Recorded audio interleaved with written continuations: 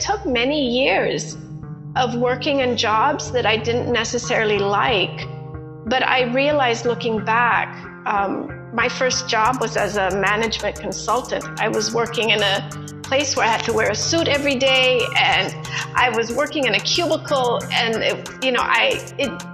I would sometimes sit there at the office and go, I don't know what else to do, but this isn't it. I know it's not it. And then I moved to advertising. From advertising, I worked in Hollywood. And from Hollywood, I moved to New York to go to grad school to really write. But when I think back to that first job, which I felt so ill-suited for, and I didn't like it, I realize now that every single job was teaching me a special skill that I needed.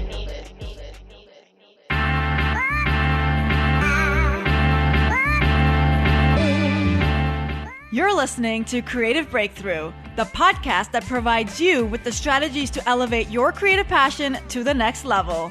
I'm your host, creative hustler, and chicken wing lover, Shereen Kassam, aka the Funny Brown Girl. And yes, I have an unhealthy obsession with chicken wings. Now, get ready to flex your creative muscle and keep winning.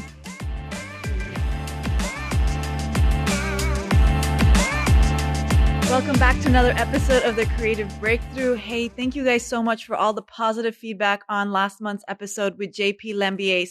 You guys had some really great comments, and I loved hearing it, and I loved hearing how you want me to make this podcast better. Also, thank you for those of you who sent in questions for this week's interview with Maaza Mengiste. We're actually going to interview her, or we're actually going to talk to her this week and in 2 more weeks. So if you still have questions that you didn't get into me, feel free to send those to me at hi@funnybrown.com. Also, lots of cool opportunities starting to roll in for writers, podcasters, filmmakers. So make sure you sign up for my newsletter at funnybrowngirl.com/subscribe, or join my Facebook community where I post these opportunities as well. And that's at facebook.com/funnybrowngirl. No. That's the opposite. I apologize. It's funnybrowngirl.com/Facebook. So many Funny Brown Girl things happening. And make sure you follow me on Instagram too, at Funny Brown Girl. I'm always posting stuff there as well. And I would love to meet you. So feel free to slide into my DMs, pop me a message. I really want to make this show for you guys. So feel free to tell me how I can make it better, what questions you want me to ask, who you want me to interview. I'm more than happy to reach out to whomever that you guys are interested in talking to. So let me know. Like I mentioned last week, I'm starting to post these up on YouTube as well. So feel free to check out my YouTube channel at youtube.com/funnybrown girl. This week, I really want to talk to you about creativity and grief. If you do follow me on Facebook or Instagram, you probably can tell I'm going through something right now, and I am grieving the loss of somebody in my life, and it came as a huge surprise to me. It wasn't something that I was expecting to happen, and all of a sudden that person is gone from my life, and it's been really hard for me, like harder than I thought it was going to be. Like I think I'm a pretty strong person, but like right now I feel super weak, and I've been doing a lot of reading, a lot of meditating. I've been watching, oh my God, so many YouTube videos, because there is so much information on YouTube about grieving and stuff like that. And I've been talking to my therapist, and I'm starting to realize that it's okay to feel weak at certain points in your life. It's okay not to always be the strong one. It's okay to sometimes put your guard down and say, I just need a minute to myself. I just need time to myself to process what happened. And so that's what I'm kind of doing right now. And I'm learning a lot about grieving, and I'm learning a lot about like just who it makes you as a person. I mean, as a creative myself, I feel like right now, as I'm grieving, I'm just stuck creatively. I like can't seem to do anything. All my mind does is ruminate over good times and sad times. And then I just start crying. And that's the worst part about grief, is that it hits you in waves. And sometimes I think I'm doing really great. And then sometimes like right now, it's like, oh my God, I'm going to start crying. And it's like, I can't control when the grief hits me. And that's the hardest part. But I know that once I process this and I get over it, I'm going to come out better. I'm going to come out stronger. I'm going to come out thriving. And that's what I've really set up for myself over the next couple of weeks, is like, how do I continue to make art, and how do I continue to stay creative and not fall into this rut? And I realized that being a creative and having an outlet is such a great self-support like pillar. It's such a great anchor that we already have in our bodies, in our systems, in our way of life. And it's just taking that to the next level and really throwing yourself into it and throwing yourself into your art form and throwing yourself into your writing. And so what I've been doing is really making sure that I'm journaling every day. I'm not a journaler, but I've really started to journal. I journal, how am I feeling? I'm journaling what I'm grateful for. I'm journaling about things that I've been reading and things that I've been writing or hearing about or talking to my therapist about, just as reminders, because I know with my brain, I hear something and I'm like, oh yeah, that totally makes sense. That's what's happening to me. And then a couple hours later, I forget about that. And so for me, it's been a process to just journal about my life and journal about what's happening to my body. And I realized that it's actually a good thing to be writing this stuff down. It's so hard to write this stuff down because all I want to do is cry when I'm writing it. But I realized that at a certain point in my life, I'm going to want to write a screenplay or a book or even have to act in a certain part where I'm going to have to bring up these feelings again. And this way, I already have them documented. I already know what it feels like. I already know what my heart feels like. I already know what my body feels like. And if you guys are like anything like me, like I'll tell you, like, this is how I'm feeling. I'm feeling shut off from the world. I'm feeling depressed. I've lost my appetite. I'm lazy. I feel like all I want to do is watch TV, curl into bed, eat. It's funny. I've lost my appetite, but I still crave like salt and sweets. I feel like my brain's not working. Like I feel like I'm always 2 steps behind in everything that I need to be doing because I'm spending so much time focusing on what's gone instead of focusing on what's in the present or in the future. And that's what I've really had to try to teach myself is stop thinking about the past and start thinking about the future.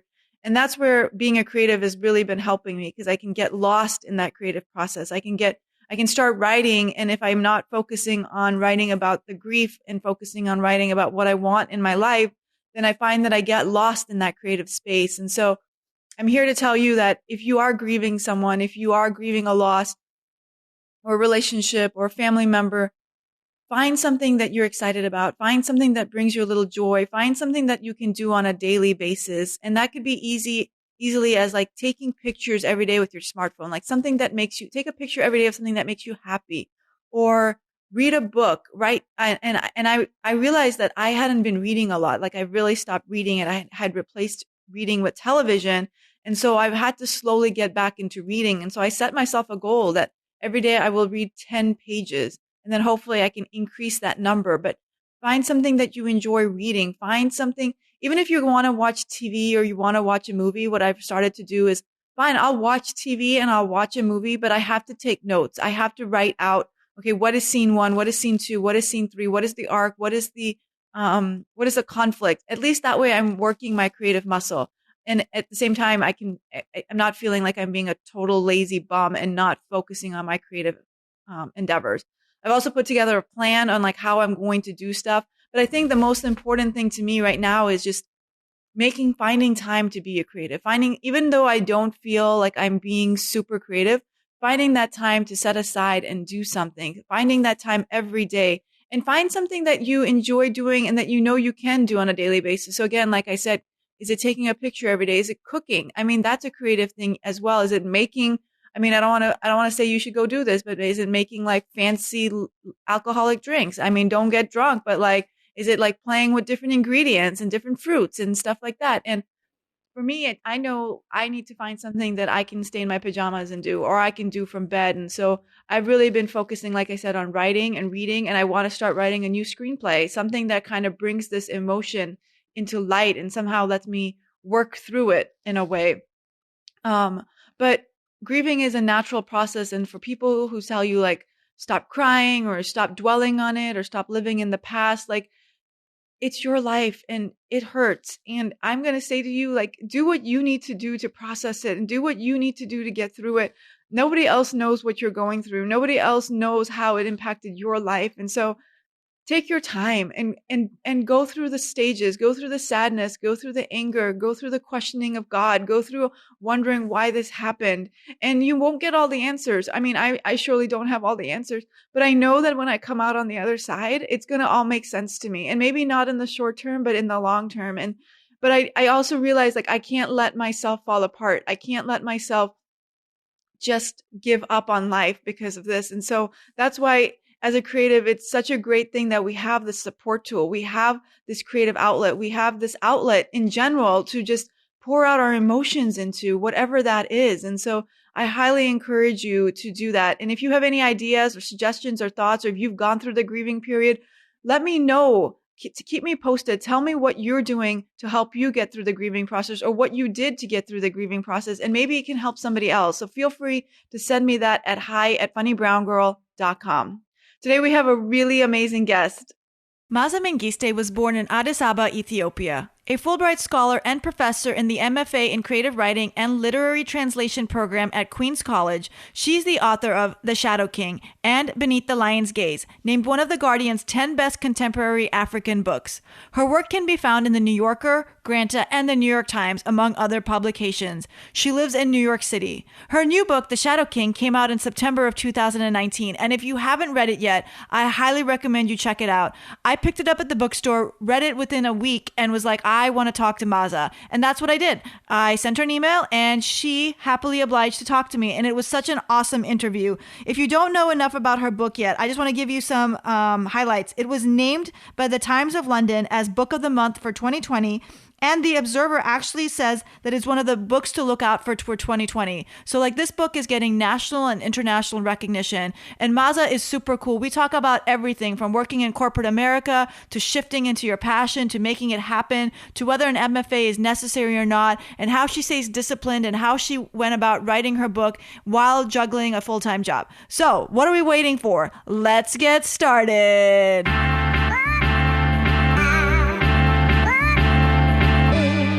Welcome to the guest chair, Maaza. Oh, thank you. It's really wonderful to be here. Thank you for inviting me, Shereen.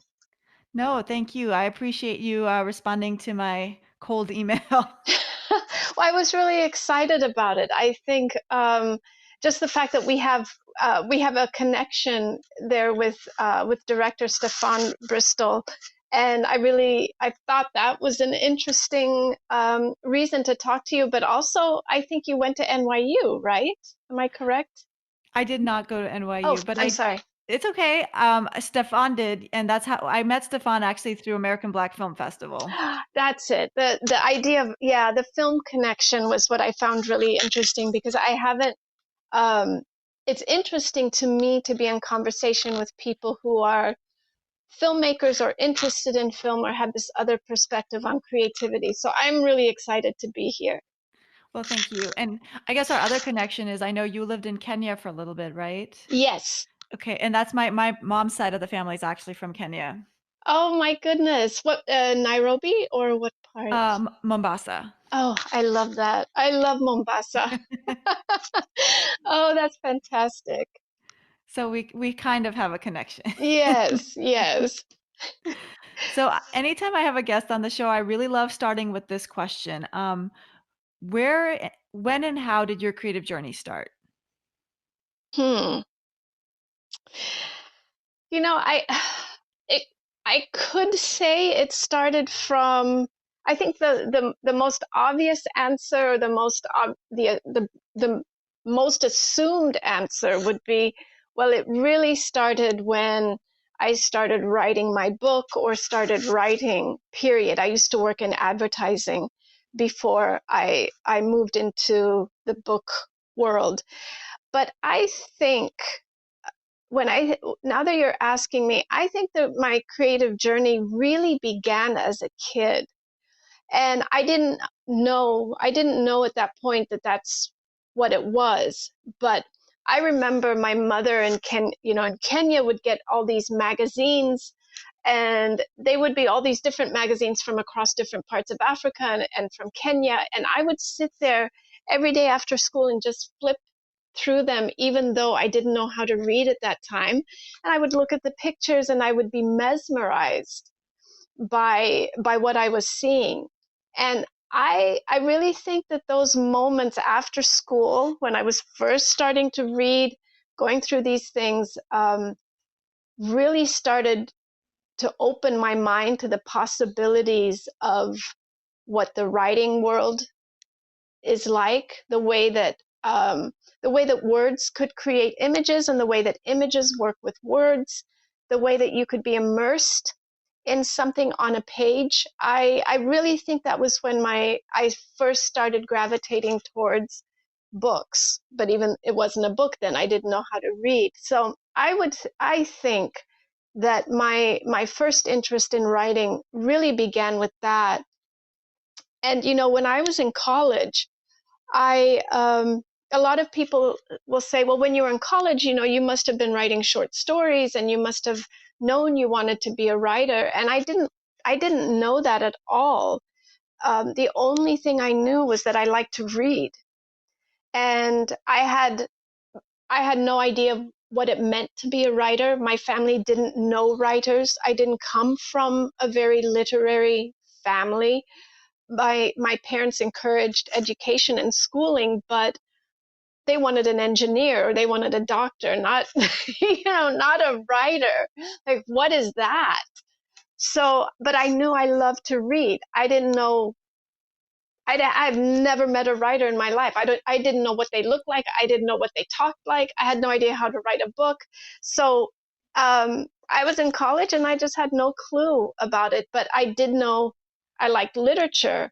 And that was really my first clue that, wait, maybe I can do something in the world of literature, but I didn't know what it was. And it took many years of working in jobs that I didn't necessarily like.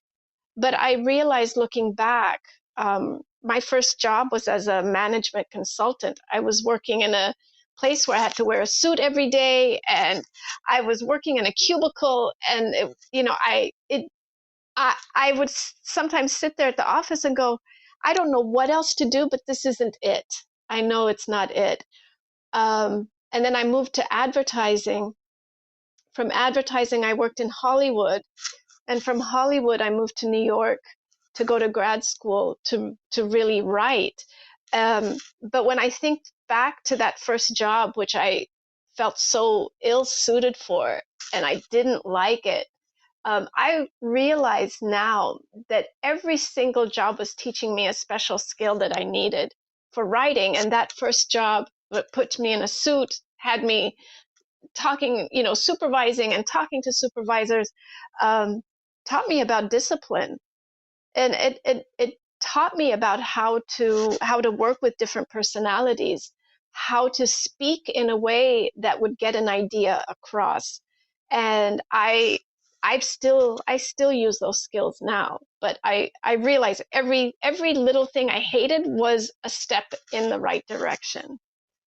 That's such an interesting way to look at it because I was actually just having this conversation with someone about like I'm still in corporate America, but it's always been my dream to leave it. And Mhm. I always ask myself like why are these experiences still happening to me in corporate America when it's like time for me to go? And that person actually said the same thing to me. Like it's probably teaching me something that I'm going to need once I go out on my own so that I know how to conquer those things later on in life. Yeah, I think one of the things that I realized as I was sitting in my job, and I really hated it, and it would be depressing some days, But again, this is a give. It's a paycheck. It's health insurance. It's all these things that you need. But I remember at some point it hit me, and I said, "Oh my God, imagine if I really was just content in this job. That's worse Right.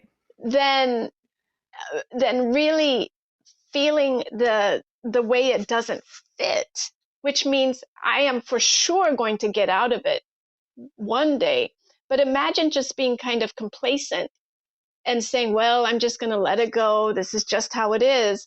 And as soon as I realized that my restlessness was also a form of ambition, and that was going to serve me well, I said, okay, let me just embrace the hatred and let me try to figure out some steps to get out of this. But don't worry. I would say to anyone feeling that way right now that I don't think contentedness is a gift. I think restlessness is the gift that we need to be embracing when we're in certain jobs. That's the thing that pushes you forward. It's ambition. So embrace that and work with it. And I'm glad I had that, or I probably would not have made these other moves. I would have just let it go because I was getting paid, and it was easier to not resist. Hey, it's me, Shereen. Sorry to interrupt. Creative Breakthrough listeners, are you enjoying this episode? If so, I have a quick favor. Could you leave us a review, whether on Apple, SoundCloud, or whatever platform you're listening from? It's a great way to pay it forward and let other creatives know about the show. Thank you so much. I appreciate it. Okay, I'll get back to the original interview now. Thanks. Bye. For sure. Yeah. So then when did that inclination come to you that you wanted to go back to school to study writing? It took a while because the idea of writing was just not in my framework. But when I was working in this management position, what it afforded me also was the time after work to do creative things. And when a friend of mine who worked in an advertising agency said, do you think you could write? And I had no sense that I could write. I knew I could write essays for school because I like literature. But they said, do you want to try something? Maybe come up with a couple of ideas. We're pitching a car company in our ad agency. We can't pay you, but would you want to try it? And because I already had a paycheck and I didn't necessarily have to worry about money, I could take that risk. And I said, yeah, okay, I'll do it. And so every day after work for several months, I would go to this ad agency and sit with them. And I learned this process. They taught me how to write copy, how to think of product, how to read what the client sends about, what they're looking for in their demographics and all of that. I learned that. I wasn't getting paid, but I was getting some really valuable experience. And then we won the account. And they offered me a position, and that was how I was able to make a move into writing. And that was the first idea that I had that, wow, I think I might be able to put some sentences together. I know how to look at something and write something short, but fits a car or cereal or whatever we were working on at the time. And I worked in advertising for a number of years. And that was really my first introduction to anything relatively creative. And soon, though, that restlessness came back, and I was quickly realizing I don't want to write about cars. I don't want to write about cereal or chocolate cake, or all of this. I've learned how to do radio and broadcast and all of this, but this isn't what I want. And again, I started applying for jobs while I was working, and it took a long time. It took just this deliberate. I had no experience really in anything else, but I got a position working in film industry, the lowest position, but again, that I learned. I was starting to learn again, and I did that for a while, reading scripts and thinking, wow, this is kind of cool. I wonder if I could do this. If I could write for a commercial, could I write scripts? I was reading them, giving feedback, doing this stuff. And I realized quickly it wasn't, I like to write scripts, but my writing was more conducive to something else. And a friend of mine who's a producer said to me, you really should think about a book. This thing that you're writing or you're trying out with the screenplay could probably work as a book. And that was my first sense that, oh, wow, is this really possible? Could I try this? And I started applying for graduate school when I was living in LA at the time. And I was completely lucky in that I applied and got into NYU, and that's really how the writing career began. But every step, was a process towards that. And I realize now, looking back, that even when I didn't feel grateful for all of it, it really helped me. Well, that's really comforting to hear. It actually it is because I've been in this little funk at because now that it's like weighs on you, right? Like you're like Yeah, when am I gonna get out? Like when yeah. is it like gonna happen? So this is really good to hear. Yeah, no, trust me, I was feeling the same thing all the time. And now I look back and I see the steps, but when you're in it, you can't see it. Hmm. You're just in it and you feel like things are moving slowly, but as long as you're doing something else towards that dream, it's moving. You just can't always feel it. Right. So now you went and you did your MFA at NYU. Mhm. Looking back at it, do you feel like an MFA is necessary to be a writer, or did you feel like you needed it to like really learn like the fundamentals? I needed it, and I know that the debate is it's gone on and it's ongoing, but I really needed it. You have to remember I had never had any real interaction with writers. I didn't have a writing community. I had never had anyone read my work and critique it from one writer to another. I did not have that experience. And coming to graduate school, all of a sudden I was in a community of writers. I was talking about writing. We were giving each other suggestions. I was learning how to read as a writer. And I think the most important thing, though, that I learned in my grad school experience was that grad school really is what you make it. It will be no more and no less than what you do. And about the first month or so when I was there, I met with the director of the program and I said, I really want to get involved with writers who are international, or I want to be involved in the international writing world. How do I do that? And she said, well, there are these festivals that are in New York, and one of them is an international festival, and they're looking for interns. Do you want me to see if they'd bring you on? I was like, sure, yes. And so I worked as a volunteer. I was making sure that writers didn't get lost between their hotel room and the stage, bringing them water. And the funny thing is, some of those writers that I was bringing water to or leading them from one room to the other and helping them get seated and all of this, they're now the writers that I'm on stage with having conversations. But it was a step. It was another thing of, I said, yeah, I'll volunteer for this, even though I had to work for my grad school, but I did that as well. And it made my experience. That was as valuable to me as anything else I did within the program. Hmm.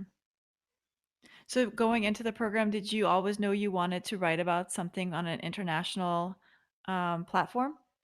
I had a sense because I was born in Ethiopia. I grew up mainly in the U.S., but I also lived in Kenya and in Nigeria, and I just had my story. I knew the first story I wanted, or the first book I wanted to write, was going to be set in Ethiopia, and I wanted to get in that world where I didn't have, I just wanted to be in communication with other writers who were writing similar things. Not necessarily, let's say, American stories, but stories that dealt with revolution or civil wars or just ideas that maybe some of my other classmates weren't very familiar with.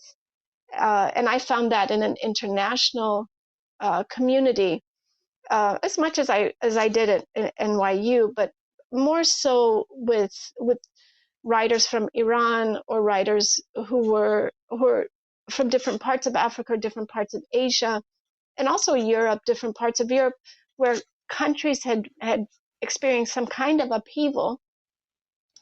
And like me, they had some memories of it, or their parents did, and we could all sit around and talk about it, but we were actually talking also about literature and how literature addresses questions like that. How do you love during revolution? What is that like? How do you live as a family? And it was through conversations with some of these writers that my first book, which is set in Ethiopia in the 70s during a revolution that was very much like the Arab Spring, my book took shape through some of these conversations and really developed because people were talking about their own experiences, living through things, but also writing about them. And I was learning. And again, that wasn't necessarily in my program, but it was the conversations that my program made available to me. Mm-hmm. Did you start writing your first book, Beneath the Lion's Gaze, while you were doing your MFA? Yes. Okay. It really started that first semester that I was there. And I knew it was going to take I thought I would be done by 2 years. The program is a 2-year program. And I remember that first semester, I went to one of my professors and said, I'm going to finish the book in 2 years. And she laughed at me. She's like, no, you're not. And don't worry, but you're not. It just doesn't happen. It took twice as long. I took the program in 3 years instead of 2, partly because I had to work, and partly because I wanted to give myself time to write, so I took classes part-time. And it took longer than I thought, but I worked through it during the program. So you finished the book. So you finished the book when you finished the program then? I finished a rough draft of the book, very rough draft, when I Okay. finished the program. So then when you continued writing, then were you a full-time writer, or did you still have to work? I still worked. And Wow. at this Okay. point I was teaching, and I was teaching full time. And wow, those hours, it's really hard to balance. Mm-hmm. You know, there are days when you, of course, as you know, you get home and your brain is tired because all the energy you would have for writing, you've just given it over into your job.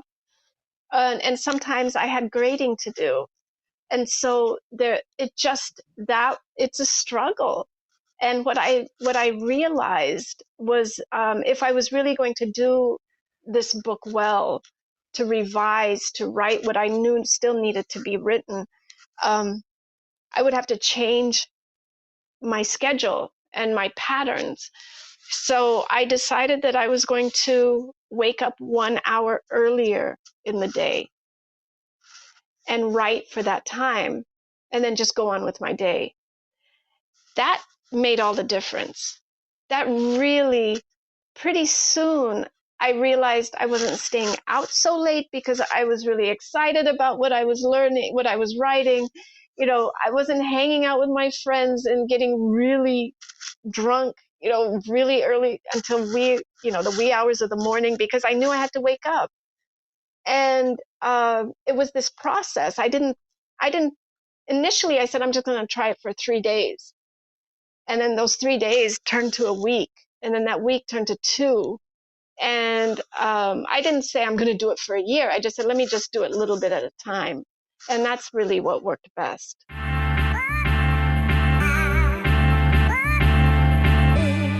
Wow, I hope you guys learned as much as I did. I cannot wait for 2 weeks from now when we get to talk to Maaza again. If you do have any questions for her, please send them my way at hi@funnybrown.com, and I will make sure that I try to get them in and ask her.